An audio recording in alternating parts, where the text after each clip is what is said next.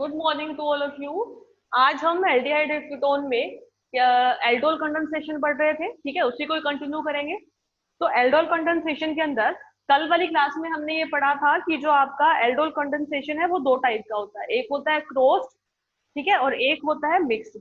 तो क्रॉस के अंदर हमने पढ़ा कि दो डिफरेंट टाइप के एल्डिहाइड या कार्बोनिल ग्रुप आपस में रिएक्ट करते हैं, अलग अलग टाइप के प्रोडक्ट्स बनते हैं, क्योंकि दोनों ही एल्डिहाइड या कार्बोनिल ग्रुप जिसके ऊपर अल्फा हाइड्रोजन प्रेजेंट होता है वो इनोलेट बना सकते हैं। अगर दोनों इनोलेट बना सकते हैं तो दोनों दो तरह से रिएक्ट करके चार प्रोडक्ट बना सकते हैं मिनिमम, ठीक है। इसी के अलावा दूसरा जो इसका पार्ट होता है वो होता है मिक्स्ड एल्डोल कंडेंसेशन,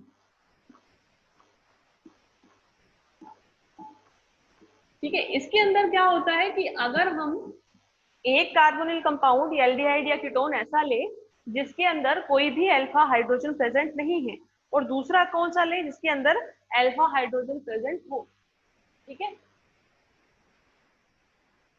एक ऐसा कार्बोनिल ग्रुप या फिर एल्डिहाइड या कीटोन जिसके अंदर क्या होता है, अल्फा हाइड्रोजन प्रेजेंट होता है, और दूसरा जिसके अंदर अल्फा हाइड्रोजन प्रेजेंट ना हो, तब हमारे पास ये रिएक्शन किस तरह से होती है। तो जिसमें अल्फा हाइड्रोजन नहीं है तो उसका तो इनोलेट बन ही नहीं सकता, ठीक है। तो सिर्फ क्या होता है, जिसमें अल्फा हाइड्रोजन होगा उसी का इनोलेट बनेगा, ठीक है। अगर सिर्फ उसका इनोलेट बनता है तो एक ही इनोलेट है, वो खुद से भी रिएक्ट कर सकता है और दूसरे वाले मोलिक्यूल से भी रिएक्ट कर सकता है, और आपके पास क्या मिलते हैं, दो ही प्रोडक्ट आपके यहाँ पे मिलते हैं। जैसे हम रिएक्शन करवाते हैं किसी बेंजल्डिहाइड की, बेंजल्डिहाइड जो होता है उसके अंदर अल्फा हाइड्रोजन होते हैं या नहीं होते, बताओ आप। ये क्या है, बेंजल्डिहाइड, ठीक है। इसमें अल्फा हाइड्रोजन है या नहीं है। इसकी रिएक्शन करवाते हैं हम किसके साथ, एसिटाल्डिहाइड के साथ, ठीक है। ये क्या है, एसिटाल्डिहाइड, इसके अंदर अल्फा हाइड्रोजन है या नहीं है। अगर अल्फा हाइड्रोजन है तो कितने अल्फा हाइड्रोजन है, ठीक है। इन दोनों को आपस में रिएक्ट करवाएंगे तो इनोलेट किसका बनता है, क्या बनता है, और उससे प्रोडक्ट क्या बनता है। तो ये मैंने आपको एल्डोल कंडेंसेशन की मैकेनिज्म पढ़ाई है कि सबसे पहले क्या होता है, जिस मोलिक्यूल में अल्फा हाइड्रोजन या अम्लीय हाइड्रोजन प्रेजेंट होते हैं वो क्या बनाते हैं, इनोलेट बनाते हैं। और इनोलेट कैसे बनाते हैं कि एक H प्लस आपका यानी एक प्रोटॉन आपका बाहर निकलता है, और वो क्या करता है, नेगेटिव चार्ज दे के जाता है किसको, कार्बन को, जो कि आके रिप्लेस हो जाता है किसके ऊपर, ऑक्सीजन के ऊपर। तो हमारे पास दो मॉलिक्यूल है, एक बेंजल्डिहाइड है, एसिटाल्डिहाइड है, ठीक है। बेंजल्डिहाइड जो होता है इसके ऊपर अल्फा हाइड्रोजन नहीं है, क्योंकि ये जो वाला कार्बन है ये हमारा क्या है, अल्फा कार्बन है। इसके ऊपर क्या है, एक डबल बॉन्ड है और तीन ये सिग्मा बॉन्ड है, तो यानी यहाँ पर कोई भी हाइड्रोजन नहीं है, यानी ये क्या है, अल्फा हाइड्रोजन यहाँ पर बेंजल्डिहाइड में क्या होता है, एब्सेंट होता है, तो इसका इनोलेट नहीं बन पाएगा। ये जो एसिटाल्डिहाइड है इसमें ये अल्फा कार्बन के ऊपर तीन प्रोटॉन है, तो ये क्या बनाएगा, इनोलेट बनाएगा। किस तरह से बनाएगा कि ये CH2, ठीक है, ये बनाएगा इनोलेट, ठीक है। ये जो इनोलेट है ये क्या करेगा, अब रिएक्ट करेगा किसके ऊपर, इस बेंजल्डिहाइड के कार्बोनिल कंपाउंड के ऊपर, ठीक है। किस तरह से कि ये वापस यहाँ पर इस तरह, ठीक। अब इससे आपको एक प्रोडक्ट मिलेगा, क्या मिलता है, देखो बनाओ इसको, कि ये आपकी क्या है, बेंजीन रिंग, ठीक है। इसमें क्या है, इस कार्बन पर ये O माइनस, एक हाइड्रोजन है ऑलरेडी, ठीक है। ये CH2 और आगे C डबल बॉन्ड OH, ठीक है। नहीं दिख रहा, ये दोबारा लिखती हूँ मैं इसको,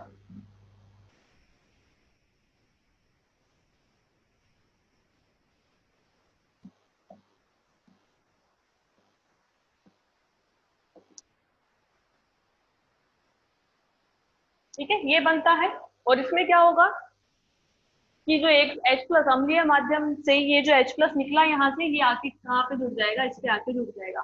तो मेन तो ये एक प्रोडक्ट बनता है। दूसरा इसमें क्या बन सकता है कि ये इनोलेट खुद के ऊपर ही, यानी ये जो इनोलेट बनाया इसका अगर मॉलिक्यूल खुद का लेते हैं हम तो इसके साथ ये रिएक्ट कर सकता है, ठीक है, लेकिन वो मेजर नहीं बनेगा।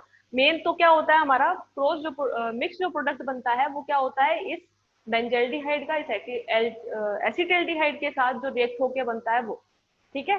अब इसमें क्या होता है कि मैंने ये कहा था कि आपके जो एल्डोल कंडेंसेशन की जो मैकेनिज्म है उसके अंदर जो लास्ट स्टेप होता है वो क्या होता है, वॉटर मॉलिक्यूल बाहर निकलता है, alpha beta unsaturated carbonyl compound यहाँ पर बनता है। ठीक है, तो यहाँ पर ये भी पॉसिबल है। कैसे पॉसिबल है, उसके लिए हमारे पास क्या होना चाहिए, अल्फा हाइड्रोजन एक और अवेलेबल होना चाहिए। ठीक है, अगर हमारे पास एक और अल्फा हाइड्रोजन इस मॉलिक्यूल के अंदर है तो वो क्या होता है, फिर से एक इनोलेट बनाता है।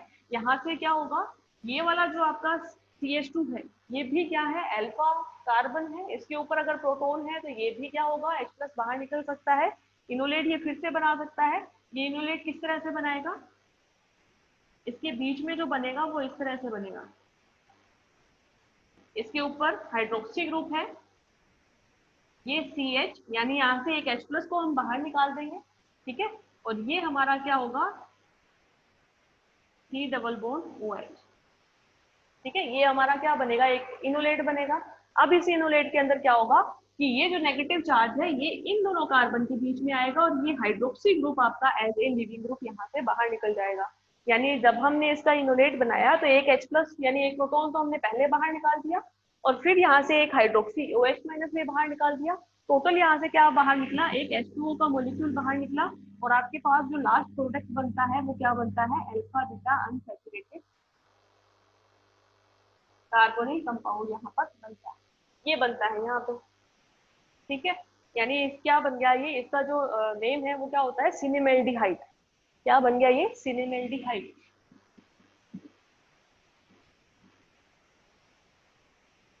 ये हमारी क्या होती है, मिक्स एल्डोल कंडेंसेशन होती है, जहां पर हम दो मॉलिक्यूल लेते हैं, एक विद अल्फा हाइड्रोजन और एक विदाउट अल्फा हाइड्रोजन, आपस में ये रिएक्ट करते हैं, एक का इनोलेट बनता है, दूसरे पे अटैक करता है, जिसपे अटैक होता है उसका हमेशा हाइड्रोक्सी बनता है, और जो एज ए न्यूक्लियोफाइल या नाभिक स्नेही की तरह बिहेव करता है, यानी जो इनोलेट बनाता है उसका हमेशा कार्बोनिल ही रहता है, और दूसरे वाले का जिसके ऊपर अटैक होता है उसका हमेशा हाइड्रोक्सी बनता है। और इसके अंदर अगर आपके पास अल्फा हाइड्रोजन प्रोडक्ट बनने के बाद भी प्रेजेंट है तो हम आगे एक स्टेप और करवा के इसमें से एक वाटर मॉलिक्यूल बाहर निकाल सकते हैं और इससे हमें अल्फा बीटा अनसैचुरेटेड कंपाउंड यहाँ पे मिल सकता है। ठीक है, ये आपकी क्या हुई, मिक्स्ड एल्डोल कंडेंसेशन। ठीक है, दो पार्ट होते हैं एल्डोल कंडेंसेशन के, एक क्लोज्ड होता है और एक मिक्स्ड होता है। ठीक है, ये आपका कौन सा था, मिक्स्ड था। ठीक है, ये दो कंप्लीट हो गए। अब उसके बाद में क्या देखना है कि जो एल्डोल कंडेंसेशन है उसके अंदर रिवर्सिबिलिटी भी होती है। रिवर्सिबिलिटी का मतलब क्या है कि जैसे हमने दो एसीटोन मॉलिक्यूल को आपस में रिएक्ट करवाया, ठीक है, और उससे हमने क्या किया, कोई भी हाइड्रोक्सी कीटोन बना दिया। ठीक है, अब इस हाइड्रोक्सी कीटोन से वापस हम वो दोनों एसीटोन के मॉलिक्यूल भी बना सकते हैं। तो ये हमारी क्या होती है, रिवर्सिबिलिटी होती है, उत्क्रमणीयता होती है किसी भी एल्डोल की। एल्डोल बनने के बाद में, यानी एल्डोल जो हमने बनाया ये क्या है, ये हमारा क्या है, एल्डोल है, यानी इसके अंदर एल्डिहाइड ग्रुप भी है और हाइड्रोक्सी ग्रुप भी है। एल्डोल से वापस हम क्या कर सकते हैं, ये आपके दोनों कार्बोनिल ग्रुप बना सकते हैं, दोनों एल्डिहाइड बना सकते हैं। तो ये हमारी क्या होती है, एल्डोल की रिवर्सिबिलिटी होती है, एल्डोल की उत्क्रमणीयता यहाँ पे होती है। ठीक है, ये हम यहाँ पे कर सकते हैं। किस तरह से करते हैं देखो, नेक्स्ट जो टॉपिक है हमारा वो है एल्डोल की रिवर्सिबिलिटी।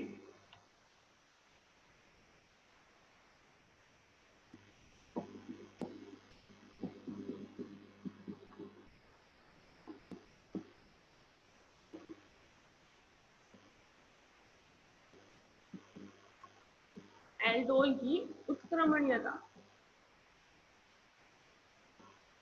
ठीक है, अब इसके अंदर क्या होता है देखो, जैसे हम क्या करें, सबसे पहले तो दो एसीटोन के मॉलिक्यूल लेके उसको आपस में रिएक्ट करवा के एक एल्डोल बनाते हैं। ठीक है, फिर उसका हम रिवर्स करेंगे। तो सबसे पहले तो आप बनाओ दो एसीटोन के मॉलिक्यूल।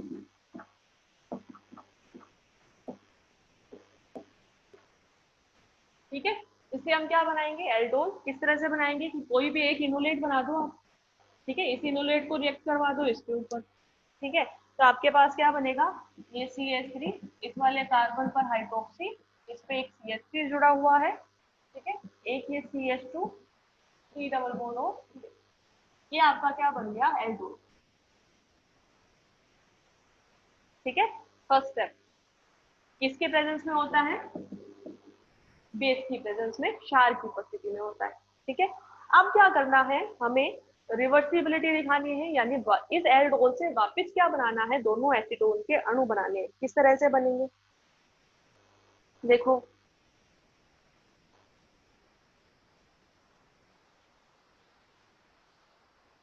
ये जो मॉलिक्यूल बना लिया, अब ये जो एल्डोल प्रोडक्ट बना आपका, इसकी हम रिएक्शन फिर से करवाते हैं, किसके साथ, किसी भी बेस की प्रेजेंस। फिर से हम क्या करते हैं, एक क्षार लेते हैं, उसकी उपस्थिति में अभिक्रिया करवाते हैं। तो अगर हम क्षार लेंगे तो इसमें दो चीजें हो सकती है। क्या हो सकती है, एक तो आपका कि क्या हो, ये जो अल्फा हाइड्रोजन है ये वाला बाहर निकले, एक और इनोलेट बने, यानी यहाँ से एक वाटर मॉलिक्यूल और निकल जाए और आपका क्या बन जाए, अल्फा बीटा अनसैचुरेटेड कंपाउंड बन जाए। ठीक है, एक पॉसिबिलिटी यहाँ पे क्या होती है कि ये जो आपका हाइड्रोक्सी वाला H प्लस है ये बाहर निकल जाए। अगर यहाँ पर हाइड्रोक्सी वाला H प्लस बाहर निकलेगा, अगर यहाँ पर हाइड्रोक्सी वाला ग्रुप बाहर निकलेगा, इसको ओवरऑल एल्डोल ही बोला जाता है। अगर आपके पास यहाँ पे कीटोन भी है या फिर एल्डिहाइड भी है तो भी इसको एल्डोल ही बोला जाता है। ठीक है, अगर आपको नाम लिखना है पूरा तो आप इसको इस तरह से लिखते हैं कि ये क्या है, 1 2 3 4 5, तो 4 हाइड्रोक्सी 4 मिथाइल 2 पेंटेनोल। ठीक है, आईयूपीएसी नेम इसका क्या होगा, 4 हाइड्रोक्सी 4 मिथाइल 2 पेंटेनोल, यानी कीटोन है। लेकिन ये जो ओरल प्रोडक्ट का नाम अगर कॉमन नेम हमें देना होता है कि ये जो एडिशन प्रोडक्ट बना, इसको हम एल्डोल ही बोलते हैं। इसको वैसे कीटोल बोलना चाहिए लेकिन कीटोल बोलते नहीं है। ठीक है, तो देखो यहाँ पे हमें क्या करना है, रिवर्सिबिलिटी करनी है। तो हम क्या करते हैं, दो पॉसिबिलिटी होती है, एक तो हम एसिडिक हाइड्रोजन ये वाला निकालें और अल्फा बीटा अनसैचुरेटेड कंपाउंड बना दें। एक पॉसिबिलिटी यहाँ पे क्या होती है कि हाइड्रोक्सी ग्रुप से, इस ग्रुप से एक H प्लस को बाहर निकाल दे। ठीक है, अगर यहाँ से H प्लस को बाहर निकालते हैं तो क्या होगा, देखो ये जो आपका कंपाउंड है वो इस तरह से आएगा। ऑक्सीजन के ऊपर क्या आएगा, यहाँ पर नेगेटिव चार्ज आएगा, है ना। अगर हमने बेसिक मीडियम लिया और हमने क्या कर दिया, ये हाइड्रोक्सी वाला प्रोटॉन बाहर निकाल दिया, यानी ऑक्सीजन के ऊपर नेगेटिव चार्ज आ गया, तो फिर क्या होता है कि ये जो आपका नेगेटिव चार्ज है ये वापस कहाँ पे आता है, कार्बन ऑक्सीजन के बीच में।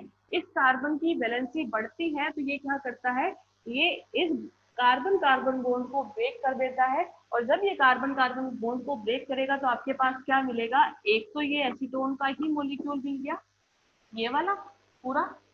ठीक है, और ये जो ब्रेक होके मिला ये हमारे पास क्या है, ये CH2 minus C double bond और CH3 ये मिलता है। ठीक है, और ये जो हमने H प्लस यहाँ पे बाहर निकाला था, ये जो H प्लस बाहर निकाला था ये यहाँ पे इसके ऊपर आके जुड़ता है और ये क्या बन जाते हैं, दो कीटोन के मॉलिक्यूल आपको वापस मिल जाते हैं। यानी यह हम क्या कर सकते हैं, एल्डोल की रिवर्सिबिलिटी भी दिखा सकते हैं। ठीक है, तो इसके वापस बनाने में लगभग 95% तक प्रोटॉन हमें वापस मिल सकता है। ये है रिवर्सिबिलिटी ऑफ एल्डोल। ठीक है, 95% तक हमें एसीटोन हमारा वापस यहाँ पर मिल सकता है।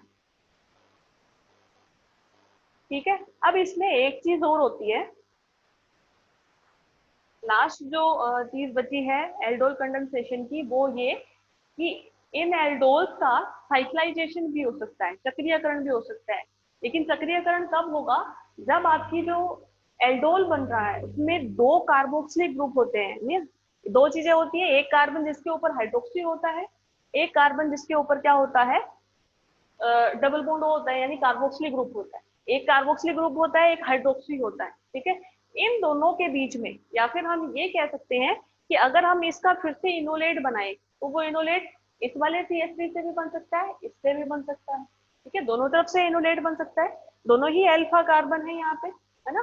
तो ये जो दोनों अल्फा कार्बन है इनका और दूसरा जो कार्बन जिसके ऊपर हाइड्रोक्सी ग्रुप है उनके बीच में अगर कम से कम 5 या 6 कार्बन आते हैं तो ये जो प्रोडक्ट है ये एल्डोल है, ये क्या कर सकता है, साइक्लाइजेशन कर सकता है, चक्रीयकरण कर सकता है। क्यों, क्योंकि जो हमारी रिंग होती है, वलय होती है, वो 5 या 6 मेंबर वाली जो होती है वो ज्यादा स्टेबल होती है देन कंपैरिजन टू 2 और 3 मेंबर।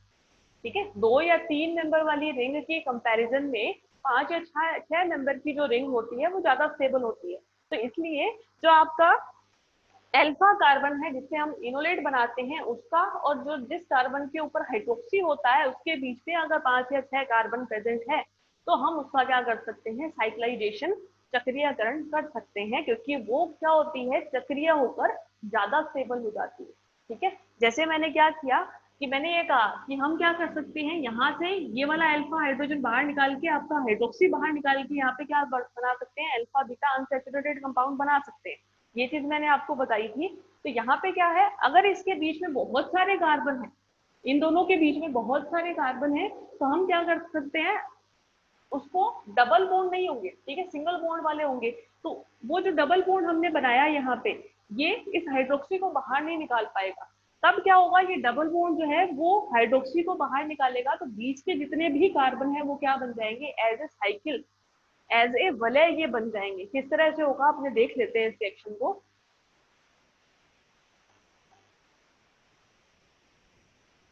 टॉपिक है हमारा साइक्लाइजेशन ऑफ एल्डोल, एल्डोलो का चक्रीयकरण।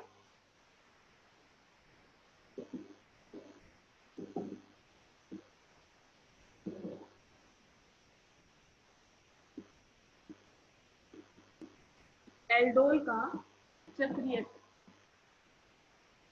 ठीक है। एल्डोल का साइक्लाइजेशन कहाँ पे होगा, सिर्फ वहां पे जहाँ पे 5 या 6 मेंबर की रिंग बन रही होगी, क्योंकि वही स्टेबल होती है। 2 या 3 मेंबर वाली, 3 या 4 मेंबर वाली सॉरी जो बनती है रिंग, वो अनस्टेबल होती है, ठीक है, क्योंकि उसके अंदर स्ट्रेन ज्यादा होता है, विकृति ज्यादा होती है, ठीक है। तो साइक्लाइजेशन के लिए जैसे हमने कोई एग्जाम्पल ले लिया, बाइकार्बोनिल कंपाउंड ले लिया, जैसे 6 ऑक्सोहेप्टेनेल ले लिया, ठीक है। हेप्टेनेल लिया है हमने 1 2 3 4 5 6 एंड 7, ठीक है। ये क्या है, 6 ऑक्सो है, 1 2 3 4 5 और 6 ऑक्सो,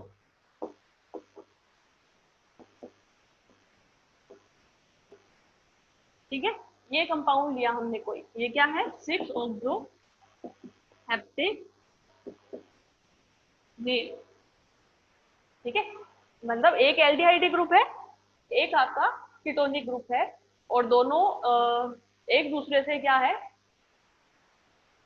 4 कार्बन की डिफरेंस पे है, ठीक है। तो हम क्या करेंगे, देखो, अब इनोलेट बना सकते हैं हम, कहाँ कहाँ से बना सकते हैं, जितने अल्फा हाइड्रोजन या अल्फा कार्बन है जिसके ऊपर हाइड्रोजन है, सब जगह से हम एल्डोल बना सकते हैं। तो देखो यहाँ पे क्या है, ये अल्फा कार्बन है, ये अल्फा कार्बन है, दोनों पे ही हाइड्रोजन है, दोनों से ही हम क्या कर सकते हैं, इनोलेट बना सकते हैं। इधर ये वाला अल्फा, ठीक है, एल्डिहाइड है इसलिए दूसरे साइड में कोई भी अल्फा कार्बन नहीं है, लेकिन एक साइड में अल्फा कार्बन है। अब हमें क्या करना है, साइक्लाइजेशन करना है, तो हमें ये देखना है कि ऐसे कार्बन से हम हाइड्रोजन बाहर निकालेंगे जहां पर बाहर निकालने के बाद में आपकी जो रिंग बने वो 5 या 6 मेंबर की होनी चाहिए, ठीक है। और 5 और 6 के कंपैरिजन करें तो 6 मेंबर वाली ज्यादा स्टेबल होती है देन 5 मेंबर रिंग, ठीक है। तो 6 मेंबर वाली रिंग ज्यादा स्टेबल बनेगी, तो हम 6 मेंबर वाली रिंग बनाना चाहेंगे, ठीक है।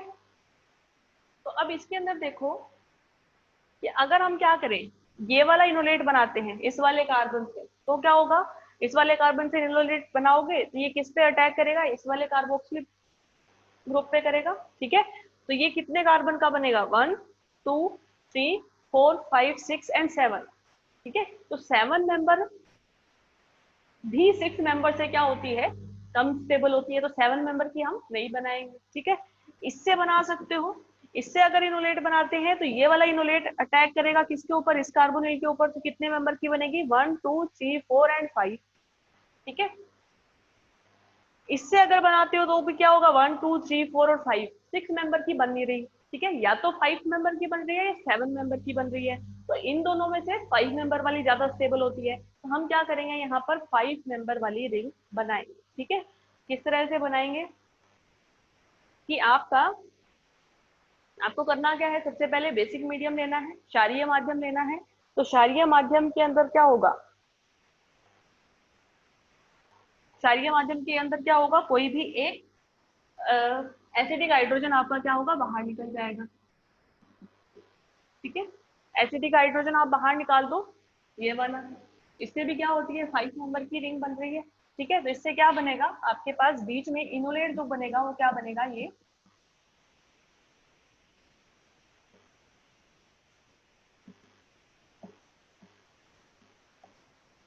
वाला बनेगा। ठीक है, ये वाला इनोलेट बनेगा कि बीच में क्या है 1 2 3 एंड 4 पे 1 2 3 एंड 4 कार्बन पर हमने क्या बना दिया, इनोलेट बना दिया। अब ये इनोलेट जो है ये किस पे अटैक करेगा, इस वाले कार्बोनिल कार्बन के ऊपर।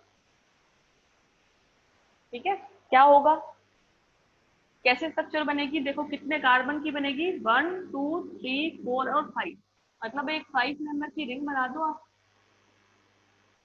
ठीक है, नंबरिंग करना जरूरी है, नंबरिंग करना नहीं तो आपके ये जो सब्स्टिट्यूएंट्स है ये सही पोजीशन पे नहीं आएंगे। ठीक है, तो नंबरिंग जरूर करना आप, 1 2 3 4 और 5।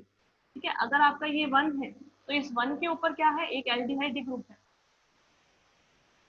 CHO लिख दो। ठीक है, यानी वो फर्स्ट कार्बन पे क्या है, यहाँ पर एल्डिहाइड ग्रुप प्रेजेंट है। और जो फिफ्थ कार्बन है आपका, ये 1 2 3 4 और 5, फिफ्थ कार्बन पे क्या है, एक तो आपका हाइड्रोक्सी जुड़ा हुआ है यानी O माइनस। ठीक है, और एक आपका क्या है, मेथिल ग्रुप जुड़ा हुआ है CH। ठीक है, ये चीज है। अब क्या होगा कि हमने बेसिक मीडियम लिया तो यहाँ से H प्लस बाहर निकला, ये H प्लस आके कहाँ पे जुड़ जाता है, इस O नेगेटिव से आके जुड़ जाता है। अब हमारे पास क्या है, अल्फा हाइड्रोजन अगर और प्रेजेंट है तो हम क्या कर सकते हैं, एक और इनोलेट बना सकते हैं और एक H2O का मोलिक्यूल आपका बाहर निकल सकता है। अगर ऐसा होता है तो देखो क्या बनेगा, हम क्या करते हैं, ये वाला जो कार्बन है इसके ऊपर क्या है 1 2 3 3 तो बॉन्ड है सिग्मा। ठीक है, और एक हम यहाँ पे क्या होगा, हाइड्रोजन होगा। हम क्या करेंगे, इस हाइड्रोजन को बाहर निकालेंगे, इनोलेट बनाएंगे। ठीक है, तो ये बीच में किस तरह से बनता है, देखो ये आपका CHO है, ये हाइड्रोजन निकला। ठीक है, H प्लस निकला तो यहाँ पे क्या है, नेगेटिव चार्ज है, और ये क्या है OH और CH। अब क्या होगा, ये नेगेटिव चार्ज जो है वो इन दोनों कार्बन के बीच में आएगा और यहाँ से एक हाइड्रोक्सी बाहर निकल जाएगा। H प्लस हमने पहले से ही बाहर निकाल दिया, तो इससे हमारे पास क्या बनेगा, ये एक एल्कीन बनेगी इस तरह। दो प्रोडक्ट बनेंगे, यहाँ पे दो उत्पाद बनेंगे, फिर उसमें देखेंगे कि स्टेबिलिटी किसकी ज्यादा है, वो हमारा ज्यादा बनेगा। ठीक है, एक तो उत्पाद बनेगा आपका ये। जब हमने क्या किया, ये वाला अल्फा हाइड्रोजन बाहर निकाला तो उस पे हमें ये आपका फर्स्ट प्रोडक्ट मिला, 5 मेंबर की रिंग है। ठीक है, एक एल्डिहाइड ग्रुप है और एक मेथिल सब्स्टिट्यूएंट है और एक एल्कीन बनी है। दूसरा प्रोडक्ट कौन सा बनेगा, जब हम क्या करें, ये वाला जो आपका ग्रुप है कार्बन का जिसके ऊपर अल्फा हाइड्रोजन है, ये इससे हम क्या बनाए, इनोलेट बनाए। ठीक है, तो इसका अगर इनोलेट बनता है तो ये इस कार्बोक्सिलिक पर अटैक करेगा और कितने मेंबर की रिंग बनेगी, 1 2 3 4 और 5। वो भी 5 मेंबर की बनेगी, लेकिन क्या बनेगा वो बना के देखो, आप इसको खुद से ट्राई करके देखो क्या होगा। हम इस बार ये वाला जो CH2 है इससे हम क्या बनाएंगे, इनोलेट। यानी हम क्या करते हैं, कोई भी बेसिक मीडियम लेते हैं, यहाँ से एक H प्लस बाहर निकलेगा, इसके ऊपर नेगेटिव चार्ज आएगा, ये अटैक करेगा किसके ऊपर, इस कार्बोनिल कार्बन के ऊपर। ठीक है, और ये जो है डबल बॉन्ड टूट के इधर आ जाएगा, यानी ये क्या बनी, 5 मेंबर की रिंग बनी। नंबरिंग कर दो आप, 1 2 3 4 एंड 5। तो फिफ्थ कार्बन पे तो क्या है, सिर्फ हाइड्रोक्सी है, ये है 1 2 3 4 और 5। फिफ्थ पे क्या है, सिर्फ हाइड्रोक्सी और एक हाइड्रोजन है। फर्स्ट कार्बन के ऊपर आपका क्या जुड़ा हुआ है, C double bond O CH3, ये। ठीक है, ये आपका बना दूसरी तरफ से प्रोडक्ट।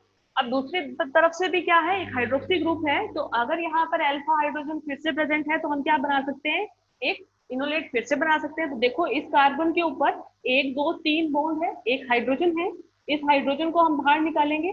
ठीक है, ये बाहर निकालेंगे तो यहाँ पे नेगेटिव चार्ज आएगा, ये नेगेटिव चार्ज जो है वो इन दोनों के बीच में आके इस हाइड्रोक्सी को बाहर निकाल देगा और आपके पास दूसरा प्रोडक्ट बनेगा कौन सा, ये वाला। ठीक है, ये आपका क्या है, सेकंड प्रोडक्ट है, सेकंड उत्पाद है। दो उत्पाद बनेंगे यहाँ पर इस साइक्लाइजेशन ऑफ एल्डोल से, ठीक है। एक आपका दोनों ही 5 मेंबर की रिंग है, इसके अलावा कौन सी रिंग बन रही थी, 7 मेंबर की। तो 7 मेंबर और 5 मेंबर में अगर कंपैरिजन करिए तो आपकी ज्यादा स्टेबल जो होती है वो कौन सी होती है, 5 मेंबर वाली ज्यादा स्टेबल होती है देन 7 मेंबर, ठीक है। तो 5 मेंबर वाली रिंग बनती है लेकिन दो बन रही है यहाँ पे। अब इनमें से देखना है कि कौन सी ज्यादा स्टेबल है, बनेगी दोनों लेकिन ज्यादा स्टेबल कौन सी होगी। तो आपको देखो क्या होता है यहाँ पे कि ये एल्कीन है। अगर कहाँ कहीं भी हमें स्टेबिलिटी चेक करनी होती है तो हम क्या देखते हैं कि जो एल्कीन है उस एल्कीन के ऊपर आपके इलेक्ट्रॉन डोनेटिंग ग्रुप कम से कम होने चाहिए, क्योंकि एल्कीन खुद क्या होती है, इलेक्ट्रॉन रिच होती है, उसके पास इलेक्ट्रॉन की अधिकता होती है। अगर वहां पर हमारे पास इलेक्ट्रॉन डोनेटिंग ग्रुप प्रेजेंट है तो वो क्या होती है, अनस्टेबल हो जाती है, अस्थायी हो जाती है। तो यहाँ पे देखो इन दोनों एल्कीन्स के ऊपर किसके ऊपर आपका इलेक्ट्रॉन डेंसिटी कौन बढ़ा रहा है, ठीक है। तो इसमें देखो इसमें क्या है, कार्बोक्सिलिक ग्रुप है, ठीक है। तो कार्बोक्सिलिक ग्रुप तो क्या करता है, पाई इलेक्ट्रॉन के साथ रेजोनेंस करता है। तो ये तो क्या कर रहा है, इस पाई बॉन्ड को अपनी तरफ खींच रहा है, यानी यहाँ पर इलेक्ट्रॉन की डेंसिटी को कम कर रहा है, यानी ये तो इसको स्टेबिलिटी को बढ़ा रहा है, ठीक है। लेकिन इस वाले मॉलिक्यूल के अंदर क्या है, कार्बोक्सिलिक ग्रुप तो है, ये तो क्या करेगा, इलेक्ट्रॉन को अपनी तरफ आकर्षित करेगा, लेकिन इसके साथ इस पे एल्कीन के ऊपर क्या जुड़ा हुआ है, एक मैथिल ग्रुप जुड़ा हुआ है। और ये जो मैथिल ग्रुप है इसका कौन सा इफेक्ट आता है, प्लस आई इफेक्ट आता है। तो प्लस आई इफेक्ट क्या करता है, इलेक्ट्रॉन डोनेट करता है, किसके ऊपर, इस एल्कीन के ऊपर करेगा। इलेक्ट्रॉन डोनेशन हुआ एल्कीन पे तो एल्कीन खुद इलेक्ट्रॉन रिच तो है, इसके ऊपर और इलेक्ट्रॉन आ रहे हैं, यानी ये अनस्टेबल हो रहा है, अस्थायी हो रहा है। तो इनमें से ज्यादा स्टेबल जो है वो प्रोडक्ट कौन सा होगा, मेजर जो प्रोडक्ट बनेगा वो कौन सा बनेगा, ये वाला, ठीक है। ये हमारा क्या है, साइक्लाइजेशन ऑफ एल्डोल, ठीक है। कि एल्डोल को हम चक्रीयकरण कर सकते हैं, लेकिन आपको ये चीज ध्यान रखनी है कि चक्रीयकरण जो है वो उस चक्रीयकरण से कितनी मेंबर की रिंग बन रही है, ठीक है।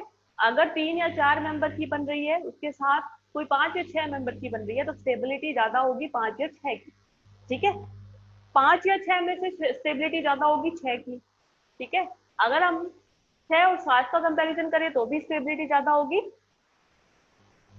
6 की, ठीक है। तो आपको उसके अकॉर्डिंग ये पूरी रिएक्शन करवानी है। आपको ये देखना पड़ेगा कि कितने अल्फा कार्बन है और कौन से अल्फा कार्बन को यूज करने पर हमारा सबसे ज्यादा स्टेबल प्रोडक्ट बनता है, वही हमारा मेजर बनेगा, ठीक है। अब सेम मेंबर की रिंग बन रही है 5 की, लेकिन उसमें भी 2 प्रोडक्ट बन रहे हैं तो उसमें भी आपको लास्ट में स्टेबिलिटी चेक करनी पड़ेगी।